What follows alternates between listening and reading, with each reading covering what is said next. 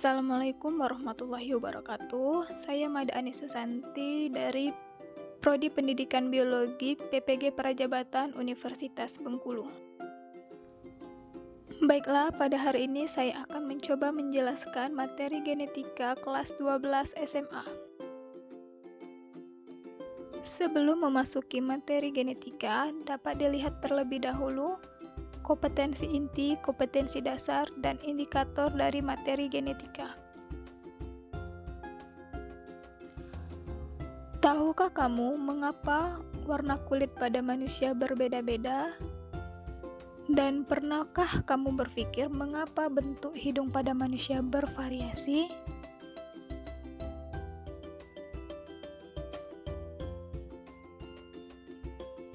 Apa yang dimaksud dengan gen? Gen merupakan unit terkecil dari materi genetik. Gen juga merupakan bagian dari sepenggal DNA yang dibungkus oleh protein histon. Gen terletak dalam lokus pada kromonema. Ada beberapa fungsi gen. Yang pertama, gen membawa materi genetik ke keturunannya. Lalu yang kedua, sebagai pengatur metabolisme pada setiap perkembangan makhluk hidup. DNA merupakan asam nukleat yang terdiri dari gugus fosfat, gula deoksiribosa, dan basa nitrogen.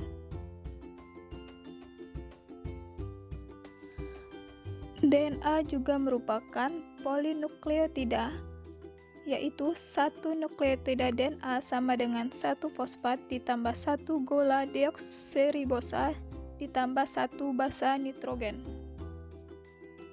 Basa nitrogen terdiri dari basa purin yaitu adenin dan timin, serta basa pirimidin, guanin, dan sitosin.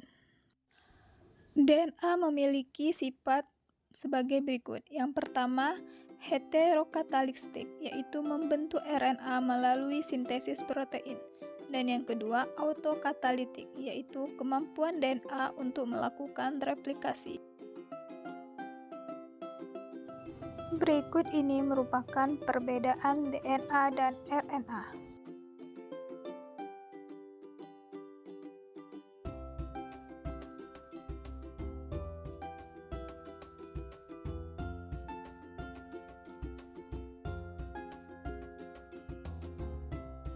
Apakah yang dimaksud dengan kromosom? Kromosom merupakan penebalan benang-benang kromatin yang terdapat dalam nukleus dan tersusun atas DNA dan protein. Berikut merupakan struktur kromosom. Struktur kromosom terdiri dari sentromer, lengan kromosom, dan kromatid. Kromosom memiliki peranan penting dalam pengendalian sel tubuh atau yang disebut dengan autosom, serta sel kelamin atau juga yang disebut dengan gonosom.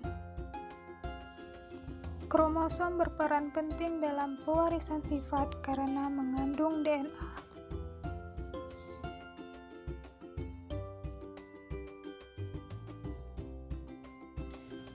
Ada bentuk-bentuk kromosom. Bentuk kromosom terdiri dari 4. Yang pertama, telosentrik, yang kedua, akrosentrik, yang ketiga, submetasentrik, dan yang keempat, metasentrik.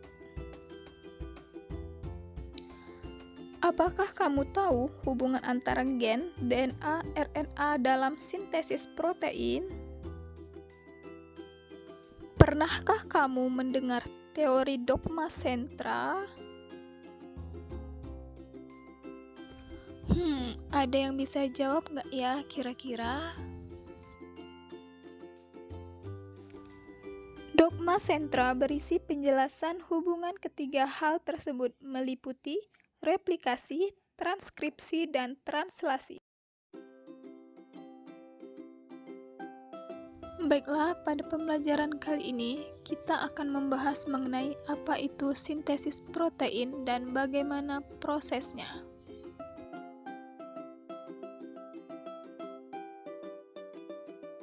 Adapun urutan proses dari sintesis protein terdiri dari 2 tahapan, yaitu transkripsi dan translasi. Tahapan transkripsi. Transkripsi pada eukariotik terjadi di nukleus, sedangkan prokariotik terjadi di sitosol. Pada proses ini akan terbentuk 3 jenis RNA, yaitu mRNA, tRNA, dan rRNA.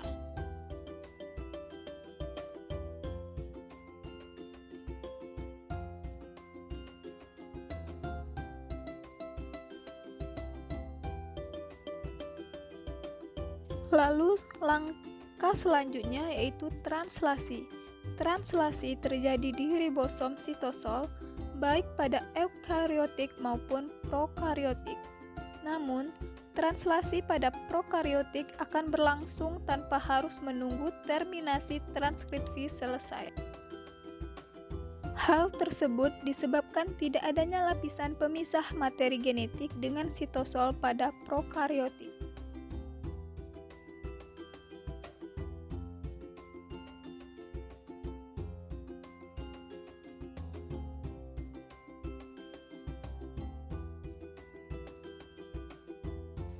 Asam-asam amino membentuk polipeptida dengan ikatan peptida antar asam amino.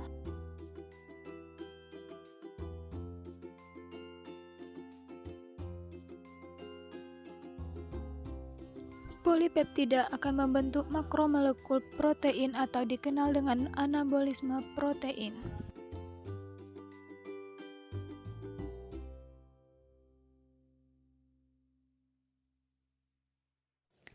Baiklah, adapun kesimpulan pada materi genetika pada hari ini. Yang pertama, gen adalah unit terkecil materi genetik. Yang kedua, DNA sebagai asam nukleat tersusun atas komponen fosfat, gula deoksiribosa, dan basa nitrogren. Yang ketiga, kromosom memiliki peranan penting dalam pewarisan sifat karena memiliki DNA.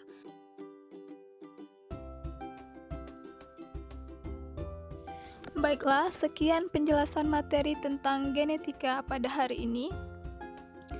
Thank you for watching. Wassalamualaikum warahmatullahi wabarakatuh.